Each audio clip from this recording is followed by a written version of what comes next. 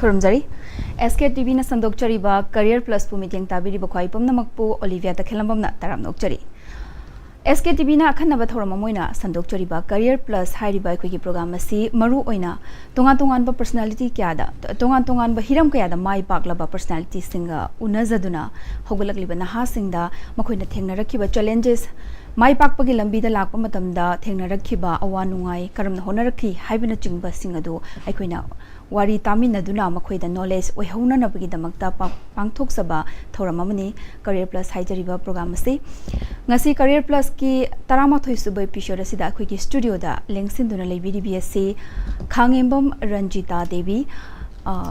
director her soft skill training institute ke director ne leibiri bi chema Ranjita ni ma'am bo hanumakta da taram nokchari thagachari ma'am ahan ba question da laksage akhoi future skill and hojik se yamna tanare ko adum si future skill have se kari no have do ta thambi pani ahan ba makta da SKTV ge career plus program asibu meeting tabiri ba khwai punma pu ikokna na khorum jari ngasi ge topic future skills gi matang da introductory oina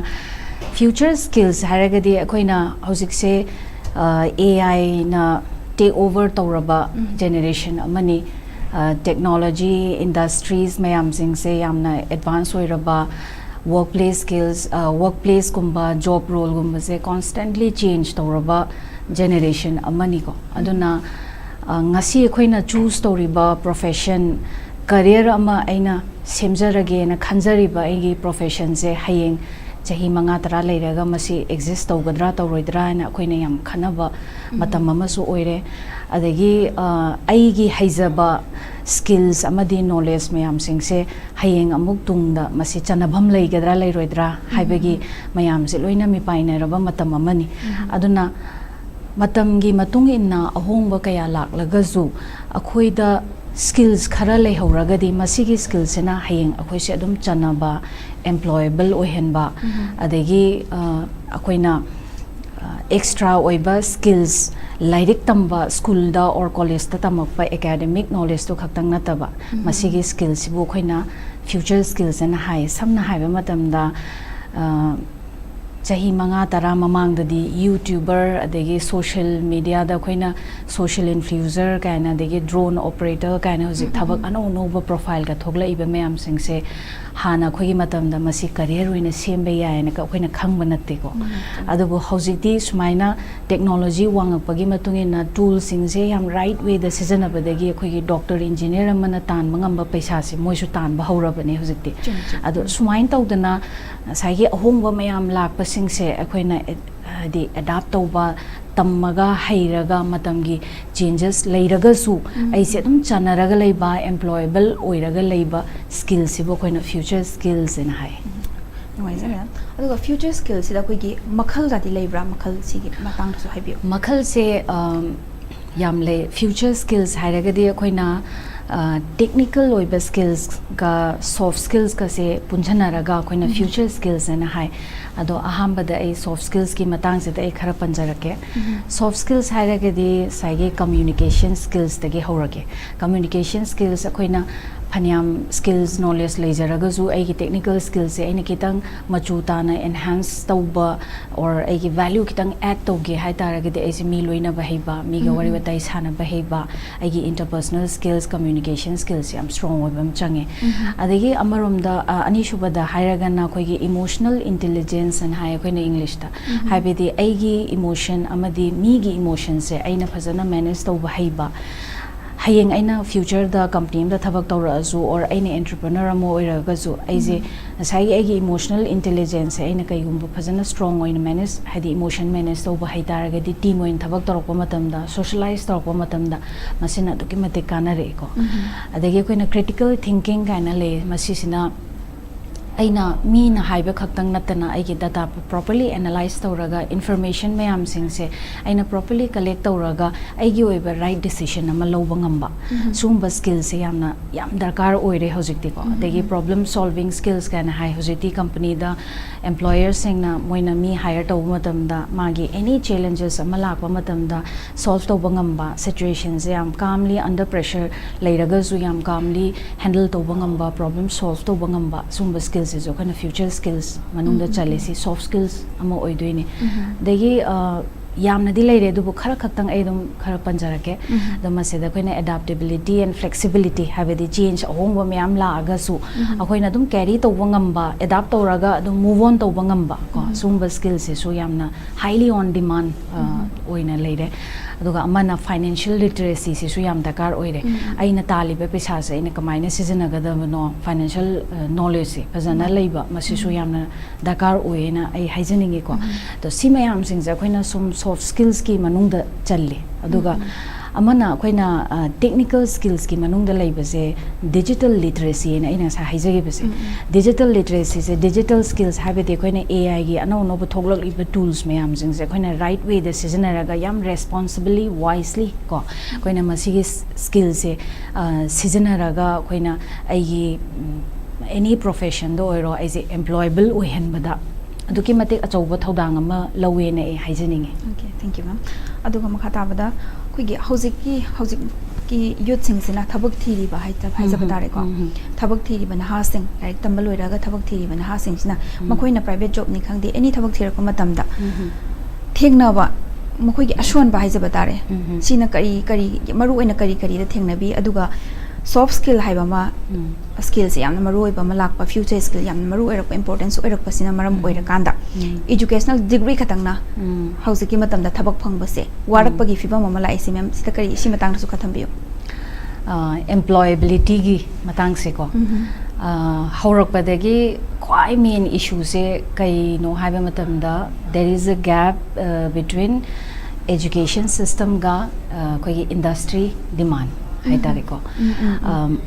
matamam da di khoi theory diploma orazu degree orazu ko theory gi class ama tauraga khoi gi certificate ama phangbajina dum thabak phangbase yam lai adubu hojiki matam se da di muka nga sain haije yam competition yam wangba matam ni adegi technology na yam advance oirakpa matam ni na ngasai gi employers amana mi je hire to matam da moise sagi aina panjagi ba soft skills to da su yam yaure ko communication skills yam na lingba adagi khoi ge problem solving ethics leiba or any kai hani creativity masage ko is mana tawriba company se chakhatna ba hona ba da sum mapuna haira aga mana dum thabak deliver to ba khaktang natabada masana creative ideas me am putho aga chakhatmina ba ngamba sumba me am sem yenge yam smart oi be yam confident leiba magi company zigi mi ne haina putho ba matam da mai oi be yaba mi se yam pame employers me am sing adubu akoina angang sing se school colleges me am da colleges kumba da ko moina lairik tamapa matam da masigi high level skills me am sing se tithauba tare ko tamba matam da anamana moi gi focus se ko gi theoretical knowledge se sidana zu hena leiba ado ozadamak khaktang so ai taina jaroi ge masi akhoi manipur je yamna laibak thiba haigadra akhoi gi irang gumba se yam toine hekta su torok pe yawi masi akoina yam unpredictable oibanina suti gumba se yam toina su thai ko aduna angang jing je sai school ka ba matam da oja jing sina su anambana syllabus se loishana bo hona bada adu doina focus pi le zu hena su focus pi bezina sai gi individual attention se khara dum wat pa adai classroom da su angang je masing se dum yame hai tare ko 45 to 1 hour gi class to matam se da angang se mainly adum nifu yang khai adum classroom da yaw bu su yawe da oja amaduna pung amma or 45 minutes da angang mayam se loina personal attention pi bangam da ba sumba su leire adegi exams se yamna su focus to ba tare ko moi marks kum se yam score to na ba sumba se sum to ba se na sai group activities da what hoba adegi stage ta ko thoga wa ngang ba gi kaino se opportunity or platform se sum phang hau da ba adei moi ma sen wari batai sana ra ga zu he english kum ba se kya ngang na da ba then classroom da moi yankhayung phu phamba je moi ga phamina ba mi khara moi ga tina ba mi khara khaktang sum tina raga loina ma ka interact ta hogda ba me ama sudum yaw bani ma gi mi loina ba gi skill se khara dum hai hogda ba hai dare ko aduna sumba me am sing se lei bani na nga sai mana career ma sem ge haina tholok ba gi stage ta di ma se confident leitaba tegi interview gumba chatpa matamda sai anauba mi mana phammaga question hangbada ko hek pakhatpa thagatpa sum tawba haidiam haiba classroom da ma se score mark diam chawna score tawraga su sai degree do A grade ta leiraga su sai interview changba matamda di magi haijaba skills myam sing to man confidently ko uthokpa se ngamdra ma se haitaba malabani na tabak se phangdre adana sumba mayam sing sigi challenges se yamna face to buje thengna jai ko aina angang je chahi kun hena ojawai rup se sum loina rakwa matam da sum se am thengne aduna interview ama chalamdai the preparations khara di dum dakar oire adubu khudakta prepare tawba sina su hoi last scenario da lani aduduna ko tawbudabu aina haijaning base khoi gi angang je yamna early age dagi school colleges dagi sagi require oiba skills mayam singse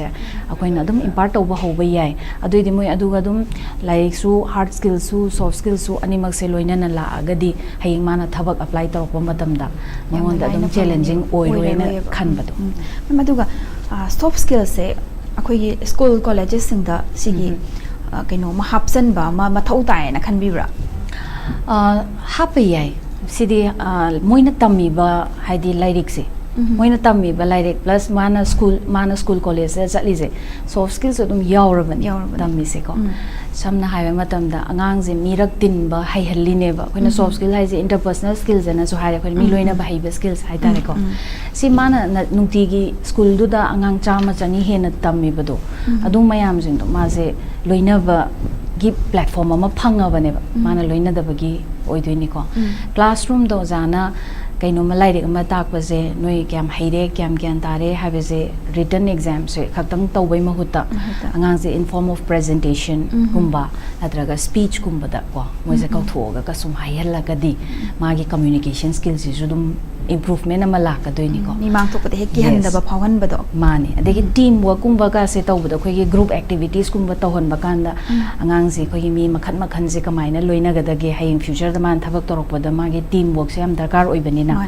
aduna future da ma je haying adugi adaptability do leina ba ma school je da group activity ke tawba project ka tawba suma myam jing se na dum mangon da soft skills hai se dum yaura doine ba adegi khoina emotional intelligence kai na sai panjagi bado migi emotion khang bai je ai nuti gi human beings nga tane na loina risiko adana ai moi myam se loina ba matam da ai gi feelings ka mind tawi ai gi emotions na ka mind tawba ai gi friends ai gi classmates or other class lai basing se gi emotions na ka mind tawi ai gi empathy se na karam kan da utkani ai gi sympathize tawba se na ka mind na tawba hai ba pot se ju learning amadi dum yaura bane ba it's just that they're not getting a proper guidance or like platform do right way the ke haini utilize ta hodabado aduna sigi skills ya hodabai wane ko aduna se soft skills in a subject me yaudra so dum soft skills se yauri bani tambasita hoi awareness ko bai type da dum bihal su ya school da ko aduga mem makha sa thar da soft skills se mahiroi khatang natana youth khatang natana atoba age haidi thabak tawraba mayai challaba miyoi sing ko hojji masagi thabak tawraga leizaraba sing sichu darkar oibra oidabra oi hana khanbibra soft skills tamba or labor zidi ko chahi have su leite mai di age limit have su leite ko ma di loina ta darkar oiraba pot oidoini samna have da angang dagi horasi ko children amada magi social behavior manners etiquettes sungwa mayam sing se loina mangonda soft skills in adum impart tawrakadoini ko adegi students or college goers ko sumajing sina sagi magi academic the excel tawnaba or magi career ama semakpa matam da ma se kai skills dakar oi ai kai tam hogodabano ai career je na kamai semgadabano how am I supposed to make myself ready for the industry ka have se sida dum dakar oirabane soft skills e yaudaba yade mangonda so adegi thabak phange professional ama company am da thabak tawba professional amaji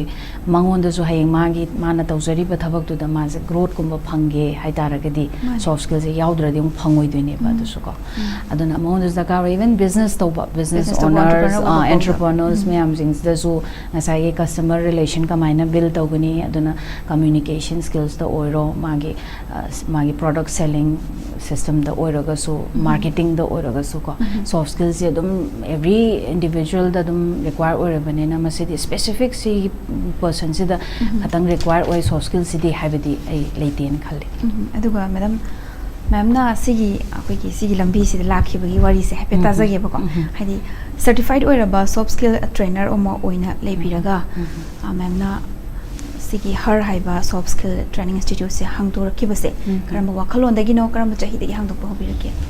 आई हर soft skills training institute से चाही मरी दी सुजले 2022 दगे हांगे बनिको आई से हम कोइना दुम company अते ते द मपालम द एविएशन द होटल द सुम थबक दरमगा युम द हले मणिपुर दा दुगा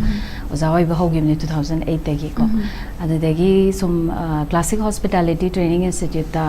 ऐसे चाही तरामुक दिन ओइना लेजरमे एडमिनिस्ट्रेशन प्लस आई ओजावैना सुदुम क्लास सुदुम लौजरे अददा 2022 दा ina ai institute se hang bakanda ai wakhanda ngasai technical skills tampham college university or school gumba dadi hadi academic knowledge se phangbam de yam marang kain le hai tare khoi manipur se da ko dubo yam challenges oi bese sai ina hai je mo interview changak pakanda di mo je challenges adum phangbani leibani na certificate ti yam leiba mo je bunch of certificates se leiraga mo thabak phangda bangang se am le adegi khoi government na mo ka thabak se loin employed ओइबदी यादे the होय अदुना सुम Saige any stage the लेबा any point of time the लेबा हाइदि employers अमा ओइरसु दगी students अमा ओइरसु और like entrepreneur business owners अमा ओइरगसु आइजिगी require ओइरिबा soft skills से आइना कइगुंबा सि खक्तंग तमजगे टेक्निकल ओइबिदि तमोइगे न हाइबा कांदा any XYZ में चंगा अगर तुम तंबे याबा प्लेटफॉर्म में प्रोवाइड तौगे ना खल्लगा इसे सी इंस्टीट्यूट से ना हांगसगे बनी को मेनली ए सॉफ्ट स्किल्स दा तुम फोकस तौजे अदुबु होय कोइना करियर ओरिएंटेड ओइबा कोर्स खराबुदी हाबजे एविएशन गुंबा हॉस्पिटैलिटी मैनेजमेंट गुंबा सुंबा खराबुदी हाबजे अदुबु मेनली अंगांग चाही तरुक तगी चाही दुम हुमफु हुमद्रा बुकी एज ग्रुप की डिफरेंट एज ग्रुप से कोइना सेमटो अगा आइडेंटिफाई तौ अगा मोइजे दुम पर्सनालिटी डेवलपमेंट गुंबा सॉफ्ट स्किल्स गुंबा अदगी कोई कॉर्पोरेट ट्रेनिंग गुंबा को समाइना एम्प्लॉयीज में हम जिंग से द मोइसे साइगे माइना तौरिबा थबक तु द ग्रोथ फंगनबा अखोइना corporate training employee development program काइना सुम ट्रेनिंग मखन मखन से तवे दो मेनली नुपी दे याम फोकस तवे आइगी ट्रेनिंग से नुपी की ट्रेनिंग ना मैक्सिमम सु ओय अदुबु हाउदा सु नुपी की हाबिगी कांसेप्ट हाउबगे एना हर ना सु हाइगी बने अदुबु सुम नुपम सा मयाम सु दुम जॉब सीकर्स हाइ तारे मेनली नुपम सा मयाम सिंग से मोइसु दुम इंटरेस्टेड याम ओइरगा मै मखोइदी याव यादब्रा ट्रेनिंग से ना सुम तौबदेगी some course khoi nupam sa su dum yawe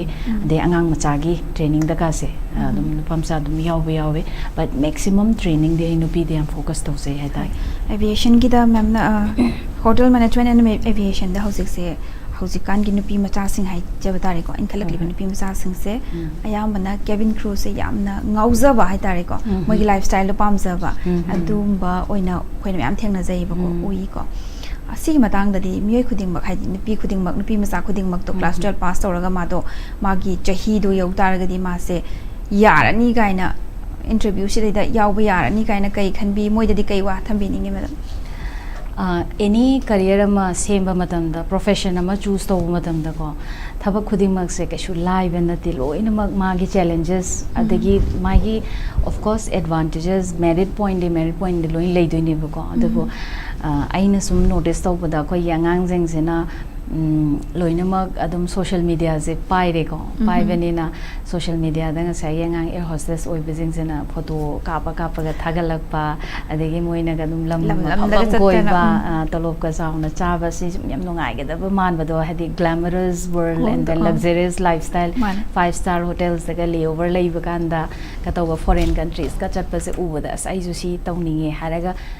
blindly without proper knowledge da changba so mayam amal lei tabadi te ko the hujikti even cabin crew gi or ground staff ki interview manipur daga sen baze yam lai interviews in upimsa jing I think almost 70-80% of the manipur upimsa se dum male ko yam lai ba degi training institute so yam lai re hujikti ko aviation gi training institute the institute khuding gi satra se dum ui ko watte ba satra se adubu aina hygienic base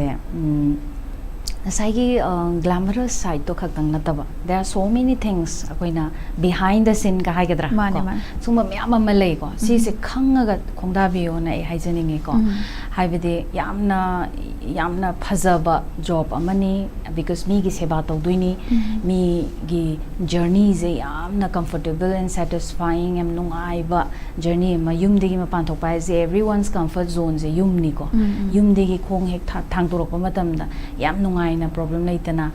travel ka se experience ma piba haibase ai bela ma king na khudingi ai je dum available oidaba yadaba gi thabak amane ba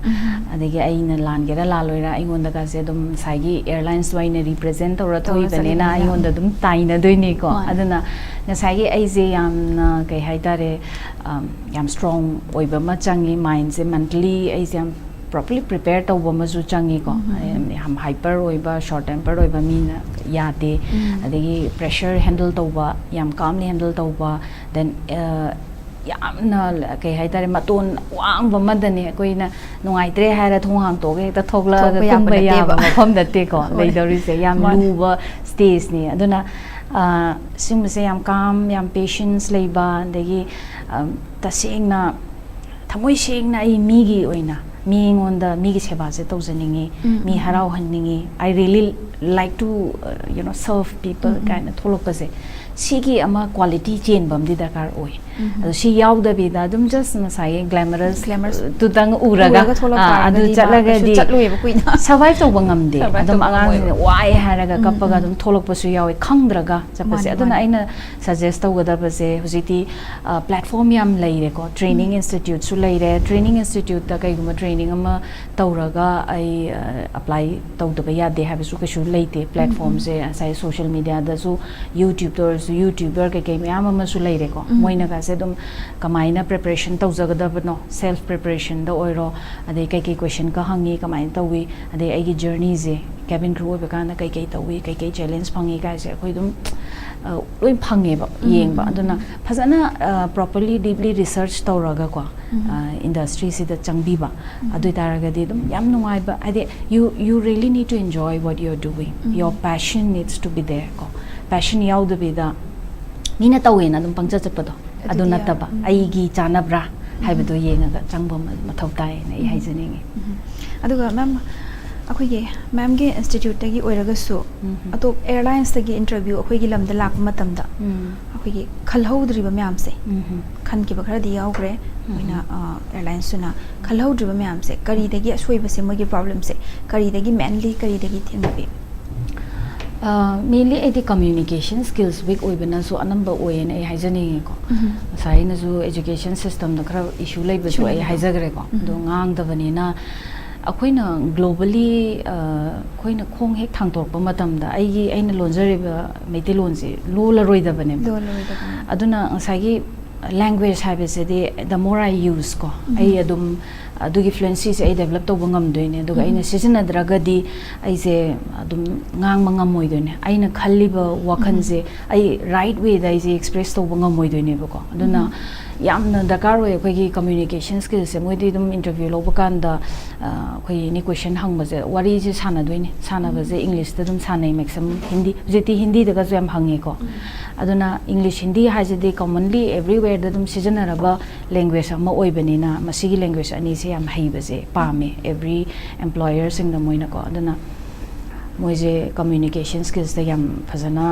kai haine na yam develop to honing ha dare ko da moina work to the area se sida oi do communication skills hairaga khoine english da so english ngang ba haiba ma'am ama lei ko the english ngang ba hairaga di ai thabak phangane ai je good communicator ne haibe yai haibe sum yate ade english ngang ba hairaga zu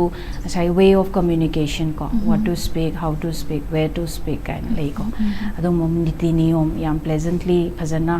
respectfully wa ngang ba khotpa de yam phajaba mong da ai gi point of view se thamba haiba matang matam khangna wa ngang ba masigum mayam se so dum yam dakar oina khalle aduna aini yam ngakpa ma hairaga de khoi gi angang jing je class 12 pass tawraga spoken english tam doine na lakbas mayam ma yawi ko ado spoken english je tamba je tangai phadana ai dakar oire and it's never too late to start the journey ko at any point of time ado I truly appreciate that but however those who are at the very young age ladies se moi hayeng 12 pass loiraga or graduation loiraga thabak apply tawdore ha kan spoken English tambam thibe mahuta hojik tagi develop tawna ba hotna hoba ko yarigi ngang bada ikai da ba adegi khoi Manipur da de especially Manipuri English ngang ba se dum khara di ke hani ikai na su yawi welcome nokna bi ba su yawi ko that troll tawba bi ba se am yawe ba yes social media da ka se ui ko mane kitang wam soi ya pote ba soi ya de maning mamang yeng da bi tanga sagi asoi ba part da nga dum troll toro de thomok toi ne baduna aduna mayam sing sagi fear of judgment hai tare ko aduna suma fear khar leina ram yang sing se try to ge ngang ge hai da zu they don't want to be in that spot ko aduna heta avoid to badu but aina haizaga da ba se kaishu kai de life se sometimes sense of humor khar zu leibum changi ko soi gra ma le kana no thokpa adagi ai di kana ga doini ai di requirement ni si se aduna we learn from our mistakes only ko ai soira ga haide ai angang oi matam da ai je chatpa hairaga ngang ba hairaga tholok pa natte dana ko akoi ju angang oi ba matam da akoi nu je ngang ibe English ka se ngang ba haite English to kro ai gi isana nu di sizna ri ba ai gi metelon je khoi na angang oi matam da ngang ba haiba natte su na ngang mangam ba natte ba adu mayam lady ba mayam jing na ngang bo do sum tara ga adegi maron su boi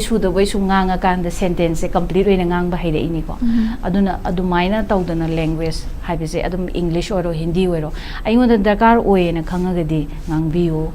adegi practice yam tawbiyo soira su ka shukai de it's always okay to make mistakes we learn from our mistakes and I haizene adu taragadi akoi school sing sida college sing sida su dum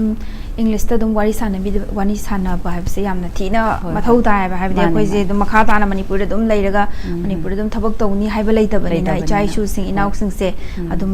communication skills se yam thina develop tawna ba hotna minasi haizaba tare ko me ado hawziki matam da karama makal gi future skills na yam thina chana ni develop taw matam da maru oi have na khanbi future skills da asai aina soft skills budi yam panjagre ko adu mayam to di hoi darkar oire asa aina haizai adu I just want to highlight one more future skills ko yamna akoi inkhalek liba nahazing youth sing se da hojik tagi si de yamne emphasize pi ge da base ai digital skills se literacy digital literacy se masi hojik di every employers sing da oro thabak ama tawba matam da nasagi technology ziga loina raga lakpa mi se sina pambe hele they are on highly demand ko the technology se kai gumba haitaba mi se degree yam leiraga zu technology se kai gumba mana tools tholei ba myam sing se AI tools myam sing se mana utilize to ba haitraga di somewhere my degree to value se leirakta ba su yawi ko adana digital skills hire se koina kai no hai matam da yamna achamba yamna live among da ina haraga din sagi sigi skills na angang zingi students ama oiba matam ta ko online classes kumba so tawi hojikti ko online classes tawba presentation same ba project kumba preparation tawba suma mayam sing se na sai tools mayam sing se season ba hairaga di magi thabak se easier and quicker ko si o hendri ne ba adagi job employer hade job seekers haidare thabak thiri ba mayam sing se thabak thi ba mayam sing se so moi je platform mayam lay online da khoi job apply tawba resume apply tawba social platform da magi adugi tools se season ba haidare how's interview ka se khoi video interview ko virtual interview se loin tawna re ba adon si gi tool se right way da season ba ta zoom gi kai meeting ka tawba any ko link ama thara conference ka tawba or interview ga pi be gi tawba se kai gum moi tool se right way da season ba haitaraga di opportunities mang doi ne ba adon sum ba se zo dum yam ka ne even akoi gi business owners me am jing da hairaga zu ko moi jing sa gi customer relationship build tawba se social media da ga koina marketing digital marketing ga na hairi se ko digital marketing tawba or digital communication ka haise sumo mayam jing sena ngasai gi magi upselling of his product ko in the social platform sumo matam da so ma wanda yam kai hani am advantage low ba yai ba aduna digital literacy se koi nakan da dum academic knowledge to ga digital literacy se dum tamchalo haibana taba how's situation da the digital literacy is like must haibado adugi stage to yaureba hojikti ko aduna hayeng future da ngasai na haijagi bado any change ama lak pa matamda ngasai gi aigi haijaba aigi technical skills mayam sing se di maybe replace torokpagi possibility lei adubu aina saigi haijariba mayam sing se saigi soft skills digital da ko sumba technical da sumba mayam sing se na hayeng aise survive toba ngamdoi ne ko aduna digital skills is adum leheningen khale siam important oi aduga madam saukhalapagi matungina khoise mayam sum haina bada AI na loinamak thabuk khudingmak se sin gi dore bra sin gi dore kaina mayam na ngangnari se hoi hoi si matang da di kai han thamini AI zina loinamak sille de hairoi ki ko but AI zina ne khoi gi job the nature of job se sidi khara replace to bahore ko AI na job loina replace to bra haibedi na taba AI ne human being loinamak replace tawrabra haibedi nataba but AI na nature of job se sidi khara khara di replace tawre ado replace kari no tawdori sahab se ngasai ge in haijagi ba digital literacy ka yawba ko ye sumba AI ge knowledge pazana leiba mi sina AI ge knowledge leitaba mi di compulsory sindi sillani ko sigi simbam di yawe adu ngasai ge some have the example amoina koina traveling tawba kanda ko aise ai PNR number ke cases ai check in counter da ai submit tawdoine to the ground staff ama leiramgani ai boarding pass e adumaina phangdoine ba so there would be somebody to assist me there ko but hojiti in many airports koi me oina leitre we have a machine and then ai PNR number ze ina namaga ai sagi boarding pass ai na lawjaba yes adegi ai baggage ka se ina dum submit tawjaba amain tawbaga se dum yare ko ado sumba kind of akoi gi yamna toina repeated kind of job se sidi automated ohen bado adugi stage di akoi na hojik thengna ba hore ko adubu AI na sinba ngamdaba madi lei that is khoi gi sagi haijagri ba future skills se ko human skills haitare human touch adagi human connectivity or empathy sumba sidi machine na piba ngamde da ko samna haibada angan sagi same scenario da aise change check in tawre boarding pass phange I don't need anyone to assist me but somehow I fall sick aise ngamdre ai sa ngamaktre or like aise mi madakar oire ai thanda I'm a lone traveler dukan da yam confident oiba yam friendly oiba very sweet person came and then man laga aise assist ka tawbidana care ka lobidana adumain tawtaragedi adugi human touch to the machine na piba ngamoidoine aduna that is the reason why we are discussing future skills today ko ado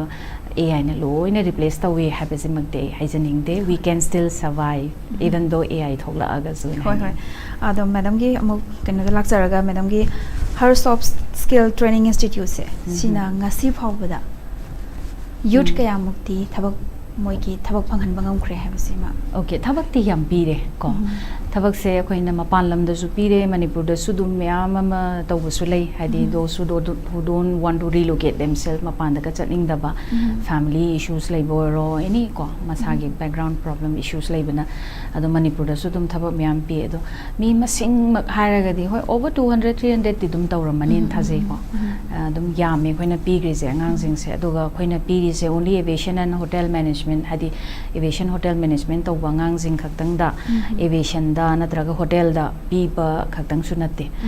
manipur da so dum like hospital da ko hospital da front desk da kalaiba housekeeping da kalaiba because see dum hospitality management hairaga di moi dum channa doine loina mak da ko customer interaction je dum loin da kar oi banina aduna dum mi di dum ane am di dum tawkre but maximum je ngasai gi airlines da haijatare ko airlines da cabin crew boy ba ground staff oi ba natraga ko 5-star hotels kumbata thabak tawba even cruise lines ta ko cruise ta thabak tawba moise chahi amani di hotel laga dum tawraga cruise ta makha samdaraga dum chatkhiba tolo ka se khoi de hen chawa ga leiba myam ya si matang sidam kan cruise ki matang sam laksagi ko cruise se khoi angang sing sina youth sing sina khangbu su yawi khangdu su yawi aduga khangba kangu sina mu karamain tawraga ma se changduino cruise de na kamain tawra changba yai ase kaina khangdaba akoi youth myam su leram ga ne ko sigi matang do so kitang thambi cruise line se am tongan bani mana moka sagi akhoi freshers na heta changbaje yade mase ko madi khara khoi 5-star hotels gumada minimum chahi amagi experience de leitaba yade ba moise adagi khoi Manipur da ye direct cruise apply tawba kaise it's not possible yade ko magi route habam lai mai maphamam le to main hub se moi Mumbai da moi India gi oina ti ko Mumbai do benena angang jingje khoi star hotels gumada moise chahi amagumba tawraga tham manga turu ki moi course ama tawbam dakar oi certified oi gadaba ko adumba course moi na hen adum moi thabak tawringai da adum tawthoaga moi je Mumbai da apply tawba then after moi adu apply tawre ha kan khalaga na mai gi keno do cruise lines su adum changjaba ko adumain tawwe but yam detail oina di khoina sum counseling session ama dakar oi gane nei thaje ko but basic idea lai gadaba je moi experience ta chahi magi minimum 5-star hotel da leitabadi yade aduga moi certification khara course tawdabadi yade na simge aina tazabada aviation da leiba singsina su aviation da leirambadagi course da changba yai gaina haibastu yeah adusu yai ko moi je experience la especially ko F&B service da leiba F&B service da tawge haidaragadi even aviation gi cabin crew gi experience ka leiragadi moi adum cruise da ka sudum tawba sudum yai adusu but I did some freshers kum se direct changbaje sina kitang why haidare ko moi je adum experience leitaba yadi haibagi moi gi system amadi leibanina aduna Manipur da thabak sum ngai bagi mahutta ekhoi mapan da chatlaga kai kai leige habado hoi mane aduna khoina aina am khak panjage ko marathana saigi khoina angang sing se moi se cruise da thabak tongning bangang se khoina aviation and hospitality management gi training se loiraba matungda akhoina moi se direct cruise da changbadi yadamne na 5-star hotel especially Mumbai da base tawba obroi ka se ko sida yam bi khoina placement se ada moi online interview ne tawdoi je moi kashu ada chatlaga moi na thabak thibai mathau su tararoi adagi dum akhoi institute se da moi online interview tawba natraga institute lakpa moi se ko laga recruitment se phasana tawraga moi offer letter se phanga kanda moi je chatoine ba Mumbai se adu moi adu da chatla kanda nga sai accommodation ke issue zu laira ro have moi companies na accommodation phasana dum provide tawe ba aduna adu gi sai mama pa na angang se mapan da thadok pa matam da aham ba thadok pa da ai cha se kai da leini kana ga leini kamaina leini kai chani habe gi adu gi tension dum ma de koina pidre moi da ko adi accommodation phasana pi ba cha ba thak ba gi kashu issue lai roi da ba yam safe oi ba reputed oi ba haitare ko security phasana leiba hotel gumba da koina phasana pibiraga moi je de experience su tan ba magi personality communication skills ke so develop tau doine thabak tawringai da ko aduga dum ma je cruise da dum changjagi ba dan lambi do koina su dum sembi ba haidare ko aduga angang sing se na sum ngang na bada sum ta ba se khoina hotel da taw ge ta de khoi moi di paisa la rom gani paisa bi bagi chatna bi ma dum ura lei bado paisa yam changam gani chat pada khot pada or gano taw bada si tum ta ye ba si gi daw thai ja ba re sim jing tanga me dam sing do paisa pi ba hai se if kai gumba consultancy me ge through the changa gadi ni masa gi consultancy gi pesa lauba hai ba ma gi niyom ma le se adu ma le jare tan adu na ta ba profession ya adu ma le re adu na ta be da sai gi hujikan di yam tongale mu ko sai soft skills te hen emphasize story akhoi matam da koina khuje hotel da de aviation da apply taw matam da khuje theory haide diploma ama natraga degree certificate later di apply taw ba yate ba tawraga so value yam leitaba do ko certificate leiba mi sina hena so dum lumba hendare ko damain tawe do hojikti akoina 5-star hotel daga thabak pi ri se angang se basic idea khara leiraba company hadi mana tawdoriba thabak sigi matangda samna the food and beverage service da thabak tawreng khalase apply tawreng khalase my food and beverage service da tawdoi se kaino magi basic role and responsibility se kaino kana khara idea khara khanga gadi mana ngang sakpa heiraba trainable oiraba smart and confident oiragadi magi nga sai diploma or degree ga do tawdraga suma thabak adum phange ba aduna koina angang je the soft skills da tambi hai se soft skills da koina hena emphasize tawraga magi sai technical oiba adugi field dugi background su yaudra so angang je dum khallaga magi hotel lo adugi thabak tugi damakta chana groom tawraga thadokhrabane thado e aduna aduda su dum moi se dum kai haita thabak se dum phangi ko aduna training tawraga na changbada khara hena nungai haita re thabak torokpada challenges to kitang mangonda adapt tawbada khara live ko training tawra changbase kana busu lei leite habinate dubu training sung taw tawduna changbasu dum yai ya babudi adu training tawraga din sai under the guidance of somebody ko mentor ma leirakani takpirakani tambirakani hayeng changaba matungda nang sisi challenges me am thengnarakpa yai ka haibegi mental preparation amasu mangonda help phangi dana ko adum asu le paisa se akoi scam fraud labor me am sing se koi na yam khang na singna zatpa ma mathau tare lai shu mitta lai shu tamba bahira ba haibesidi and moreover technology lai re hojiti nammaga melaga loina answer se information se loin thol pa yara ba matam ni na yam pang ba yadre hojiti ko hojiti am singada ba timing ne dana phasana research tau thok pi ba ko tau thoga aina pi ba pesa je actually pi bam thok tabra masi phasana maram jai ja de have do yes aduga pi ba ko pi gida ba adu thabak sidi lai gano na idum haizaning ko adugi mhote isagi skills the thadabio invest on your skills ko don't invest on buying a job aigi hujik aina paisa pala ma piraga lani piraga nang aviation da cabin crew henge de edu hai habse am thoe khoi yam tare tai adu sagi nang na paisa se pairaga su paisa piraga changreng khalo but survive to bunga moidoini pot se haidi ai chanarak oidoini ngang ba heitaba adagi ha adugi challenges me kai rani ai kalik me am dagi mamang da mane aduna ai du chana damni na ikanda give up torok pagumba nadraga company dei tan torok pa ko adu magi mayam amazu thengnari ne ba khoise aduna ai gi waina de in khamna sasmatik chara changjago adagi ai ngamani like ai lan je yaw ngamani hairaga ko thang je pasan phenga ga changi ba sina dum phayena ai khale hoi aduna phayen khale soft skills se ki mati hausi ki matam sida am tina darkar oiba haidi degree duga manana chatmin han ba darkar aduba bu darkar oiba matang amo haibu oire ba am tina competitive oirak pasina aduga makhata tharak pada ma'am ge institute sigi role se koi ki society sida hai tare en khalak liba ngang sing sida thabak bibada sigi roles institute sigi roles se ma'am na karamaina ubi kamaina thambi si sima thambi roles in sagi in haizagiba employability plus industry standard ki gap se sigi gap se fill tawba se ai main role ne ko institute se soft skills ki institute oi banina aduna sagi koina tawrise personality development training gumba anga se confident build tawba ko sumba employers na pami ba pot mayam sing to moi da koina happy ba training gi through the gi ko adagi job seekers thabak tawriba thabak thiriba mayam jing je koina proper career guidance biraga nangi capability plus nangi qualities to ga chana badi si oidoni si chalo hairaga koina phajana moi je guidance kumba biba adagi even thabak already tawraga leiba professional sing sidasu masagi magi growth ama pujarake haitaragadi mangonda hujujik dakar oiba yam common oiba yamna demanded oiba skills mayam singse akoina monda training tawraga sum khara happy ba the competition wang banina market is not monopoly anymore ko aina tawriba business se chapmana na atei sum yam tawba ma tholak toini aduna competition se da ai je kamaina survive tawni adegi customer se atei da chatabida ai gi sida kamaina lakhansige what should I do something extra and new ko add something new mayam dagi tongan ba kitang unique oi be ai kai hapsike ka haibegi or team management da aina kamaina aise any team ama oina thabak torokpa matamda aise kamaina manage tawgadam no ka ba adegi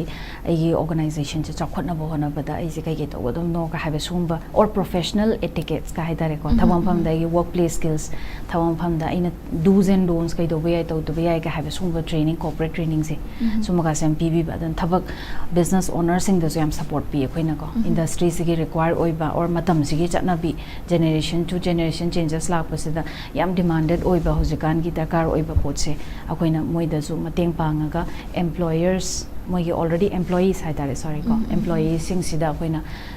some corporate training ka pb ba sum stowe aduga yamna nungai ba excited oibana thabak tawba mi or employers or business owners se khaktangi nate nupi sing se ꯃꯣꯏꯒꯤꯁꯨ ꯑꯩꯈꯣꯏꯅ ꯌꯥꯝ ꯑꯆꯧꯕ role ꯑꯃ ꯂꯧꯋꯦ ꯍꯣꯏ ꯍꯥꯏꯇꯥꯔꯦ ꯑꯩꯅ ꯎꯖꯕꯗ ꯃꯔꯛꯇ ꯃꯦꯝꯗ ꯍꯥꯏꯖꯒꯦ ꯍꯣꯏ ꯎꯖꯕ ꯃꯇꯝꯗ ꯑꯩꯈꯣꯏꯒꯤ ꯅꯨꯄꯤ ꯍꯣꯝ ꯃꯦꯀꯔ ꯐꯥꯎꯕ ꯌꯥꯎꯅ ꯌꯥꯎꯋꯦ ꯄꯔꯁꯣꯅꯦꯂꯤꯇꯤ ꯗꯤꯕꯦꯂꯞꯃꯦꯟꯒꯤ ꯂꯥꯛꯄ ꯑꯩ ꯊꯦꯡꯅꯖꯩꯑꯕ ꯍꯣꯏ ꯍꯣꯏ ꯁ꯭ꯀꯤꯜ ꯗꯤꯕꯦꯂꯞꯃꯦꯟꯒꯤ ꯂꯥꯛꯄ ꯊꯦꯡꯅꯖꯩ ꯁꯤꯁꯤ ꯃꯇꯥꯡꯗꯣ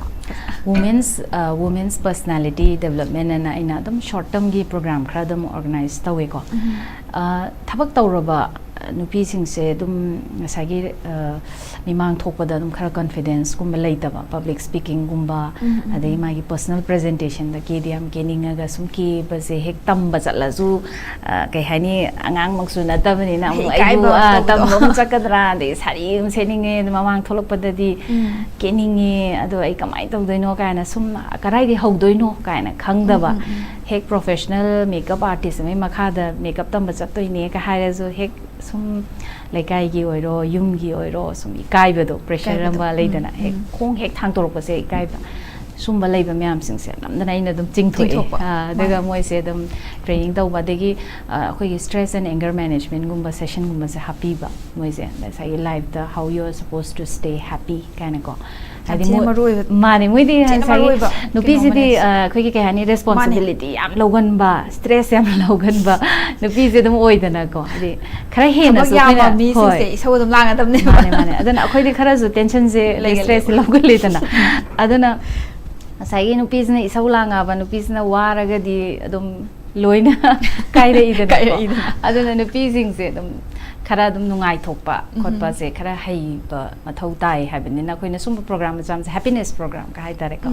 ꯁꯨꯝꯕ ꯄ꯭ꯔꯣꯒ꯭ꯔꯥꯝꯒꯨꯝꯕꯁꯦ ꯈꯔ ꯑꯗꯨꯝ ꯇꯣꯏꯅ ꯁꯤꯜꯂꯦ ꯑꯩꯒꯤꯗ and I got very good feedback ꯃꯣꯏꯁꯦ ꯍꯔꯥꯎ ꯍꯔꯥꯎ ꯑꯗꯨꯝ ꯆꯠꯈꯤ ꯍꯥꯏꯗꯤ ꯑꯗꯒꯤ ꯑꯩꯈꯣꯏꯁꯦ ꯃꯦꯟ ꯑꯣꯏꯅ ꯑꯩꯈꯣꯏꯅ ꯇꯧꯕ ꯋꯥꯟ ꯑꯦꯛꯇꯤꯚꯤꯇꯤ ꯍꯥꯏꯗꯤ ꯑꯩꯅ ꯃꯤꯉꯣꯟꯗ ꯍꯥꯏꯗꯣꯛꯄ ꯉꯝꯗꯕ ꯑꯣꯔ ꯑꯩꯅ ꯁꯦꯌꯔ ꯇꯧꯕ ꯃꯇꯝꯗ ꯑꯩꯒꯤ ꯑꯟꯗꯔꯁꯇꯦꯟ ꯇꯧꯕꯤꯗꯕ ꯑꯣꯔ ꯑꯩꯒꯤ ꯋꯥꯁꯦ ꯇꯥꯕꯤꯗꯕ ꯃꯤꯁꯦ ꯄꯔꯁꯟ ꯍꯨ ꯗꯖꯟ ꯂꯤꯁꯟ ꯇꯨ ꯃꯤ ꯀꯣ ꯃꯦꯛꯁꯤꯃꯝ ꯃꯤꯁꯦ ꯑꯩꯒꯤ ꯋꯥꯁꯦ ꯇꯥꯕꯤꯗꯕ ꯇꯥꯔꯁꯨ ꯖꯠꯁ ꯍꯥꯟꯅ ꯍꯦꯛꯇ ꯇꯧꯕ ꯁꯨꯝꯕꯁꯦ ꯌꯥꯝ ꯇꯧꯕꯅꯤꯅ ꯍꯥꯏꯅꯤꯡꯕ ꯈꯣꯠꯅꯤꯡꯕꯁꯦ ꯍꯥꯏꯗꯣꯛꯇꯕ ꯑꯗꯨꯝ ꯐꯨꯟꯖꯜꯂꯒ ꯑꯗꯨꯝ ꯊꯝꯕ ꯁꯨꯝꯕꯁꯦ ꯌꯥꯝ ꯂꯩꯕꯁꯦ ꯑꯩꯈꯣꯏꯅ ꯁꯤꯒꯤ ꯁꯨꯝꯕ ꯄ꯭ꯔꯣꯒ꯭ꯔꯥꯝꯁꯤꯗ ꯁꯦꯌꯔ ꯌꯥꯝ ꯇꯧꯊꯣꯛꯍꯜꯂꯦ ꯃꯣꯏꯁꯦꯀꯣ ꯍꯥꯏꯍꯟꯕ ꯁꯦꯌꯔ ꯇꯧꯍꯟꯕ ꯑꯗꯨꯒ ꯄꯨꯂꯞ ꯑꯩꯈꯣꯏꯅ ꯇꯥꯕꯤꯕ ꯍꯥꯏꯇꯥꯔꯦꯀꯣ ꯇꯥꯔꯒ ꯑꯦꯝꯄꯊꯥꯏꯖ ꯇꯧꯕ ꯃꯣꯏꯁꯦ ꯑꯗꯨꯅ ꯌꯥꯝ ꯃꯁꯥꯁꯦ ꯀꯩ ꯍꯥꯏꯅꯤ ꯑꯅꯧꯕ ꯃꯄꯣꯛ ꯑꯃ ꯄꯣꯛꯑꯒ ꯆꯠꯈꯤꯕꯒꯤ ꯃꯑꯣꯡꯗ ꯌꯥꯝꯅ ꯅꯨꯡꯉꯥꯏꯔꯒ ꯍꯔꯥꯎꯔꯒ ꯄꯨꯡꯌꯥꯡ ꯌꯥꯡꯉꯦ ꯉꯁꯤꯗꯤ ꯀ ꯍꯥꯏꯔꯒꯀꯣ ꯊꯦꯔꯥꯄꯤ ꯑꯃꯒꯤ ꯇꯥꯏꯞꯇ ꯌꯦꯁ ꯑꯗꯨꯃꯥꯏꯅ ꯑꯗꯨꯝ ꯄ꯭ꯔꯣꯒ꯭ꯔꯥꯝ ꯈꯔ ꯇꯧꯋꯦ ꯑꯩꯈꯣꯏꯒꯤꯗ ꯌꯥꯝ ꯅꯨꯡꯉꯥꯏꯖꯩ ꯃꯦꯝ ꯑꯗꯨꯒ ꯂꯣꯏꯁꯤꯜꯂꯛꯄꯗ ꯑꯩꯈꯣꯏꯒꯤ ꯃꯇꯝꯁꯦ ꯌꯥꯔꯛꯇꯕꯅ ꯃꯔꯝ ꯑꯣꯏꯔꯒ ꯋꯥꯔꯤꯁꯤꯗꯤ ꯌꯥꯝ ꯅꯨꯡꯉꯥꯏꯖꯔꯤꯕ ꯑꯩꯈꯣꯏꯒꯤ ꯍꯧꯒꯠꯂꯛꯂꯤꯕ ꯅꯍꯥꯁꯤꯡꯁꯦ ꯁꯤꯗꯩꯁꯤꯗ ꯃꯦꯝꯅ ꯀꯦꯔꯤꯌꯔ ꯑꯃ ꯁꯦꯝꯕꯒꯤ ꯃꯇꯥꯡꯁꯤꯗꯩꯁꯤꯗ ꯌꯥꯝꯅ ꯃꯃꯜ ꯂꯩꯕ ꯋꯥꯍꯩ ꯑꯃꯅꯤꯇꯪ ꯊꯝꯕꯤꯔꯝꯃꯨ ꯑꯩꯒꯤ ꯃꯦꯁꯦꯖ ꯇꯨ ꯗꯤ ꯌꯨꯠꯁ ꯍꯥꯏꯔꯒꯗꯤꯀꯣ prepare for not for the exams only ꯀꯣ ꯂꯥꯏꯔꯤꯛ ꯇꯝꯕ ꯃꯇꯝꯗ ꯑꯣꯔ ꯑꯦꯅꯤ ꯍꯧꯖꯤꯛꯀꯤ ꯇꯝꯃꯤꯕ ꯑꯦꯖꯨꯀꯦꯁꯟ ꯁꯤꯁꯇꯦꯝꯗ ꯍꯥꯏꯔꯁꯨ ꯑꯃ ꯑꯣꯏꯔꯁꯨꯀꯣ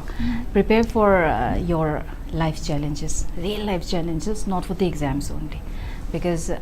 hayeng actual life ta na thengnarakadaba potto like tamine hairaga ansagi pharaga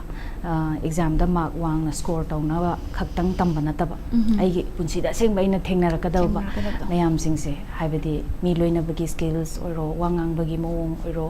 ko team oina thabak tawminabagi suma mayam singse aina huju phangiba platform se sida loi yaurabani se realize tawbiba ko masi yamna dakar oin khale aduga amana you should be very curious to ask ko ai khangning hangning singumse yam dakar oi ko akoina school da su even training institute da su koi dum thengne ngang sing se hangan de ba moi se yamna ko they carry doubt along with them aduna yam doubtful life life se